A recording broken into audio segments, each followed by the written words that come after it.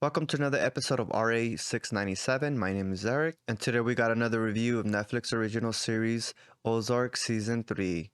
How are you still not watching this show? Stay tuned.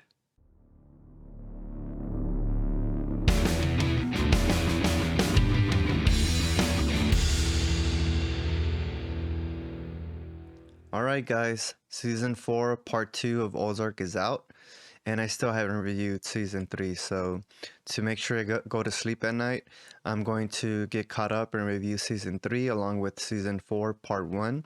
I love this season. I was afraid that once I finish Season 2, there's probably going to be a bad season out there, and just hard to believe that, it can get better. Fortunately, it does.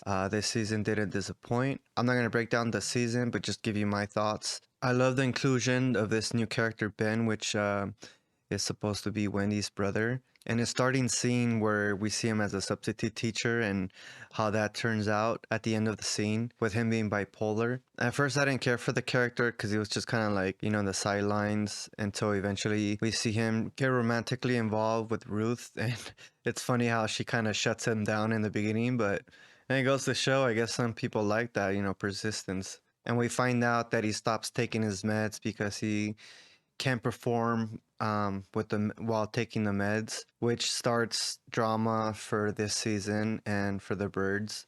That scene where they first made love, Ruth spends the night. We see her in the morning seeing the birds having breakfast. She gets asked if she wants to join them for breakfast or have a cup of coffee. It was nice to see because it gave her that experience of a normal family having breakfast. So I was glad to see that she had that experience. We see a little bickering between Frank Jr. and Ruth, how she throws him off the boat and then he retaliates by beating her up. That was pretty dark, I gotta say.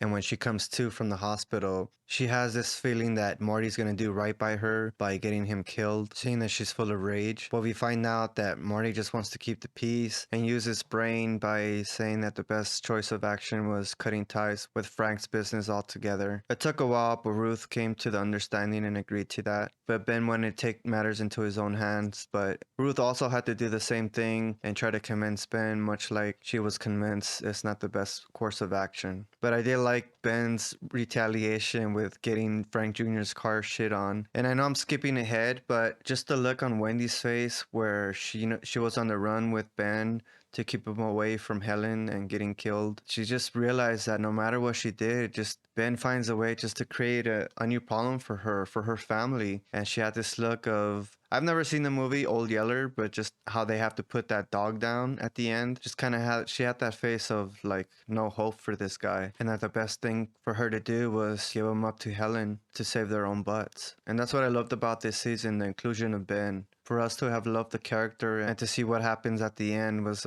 made it more touching for us to have loved that character. Darlene to retaliate for what Frank Jr. did to Ruth to, scare him with that shotgun. I didn't think she was actually going to go through with it, but she actually did. She shot his nuts off. Her and that shotgun, man, like they go together. It just reminds me of that episode of Family Guy where Peter just uses the shotgun for everything. I'll return to the Orville on Fox.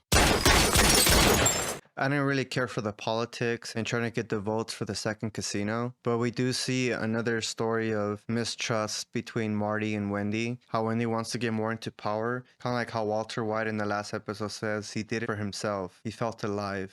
I think that's what Wendy's, she's getting a high off of life by doing this versus compared to her normal life that she had before. But Marty wants to play it safe, do the bare minimum to keep themselves alive from the cartel. And again, it's just a way to create more drama and keep the plot moving. And Marty's torture scene, the real torture was that Mexican metal music. I couldn't stand it either.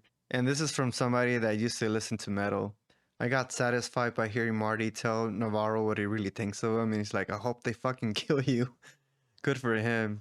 We also see that Wyatt and Darlene dated. I think it was unnecessary. But whatever, it seemed to finally make Wyatt happy again after his dad's death, so good for him. That cliffhanger, man, that was a good way to end the season. It came out of nowhere, and it's funny because we see that Helen had told the hitman like, "Hey, if you ever got the hit, you would tell me, right?" And clearly he lied. And I don't know because they planned to only do 4 seasons that We see these characters and we get to grow and love them, but for them to eventually just die off, it's like bittersweet. It gets a good reaction out of us. It's a good shock, but at the same time, it's like it's sad to see them go because we enjoy them so much.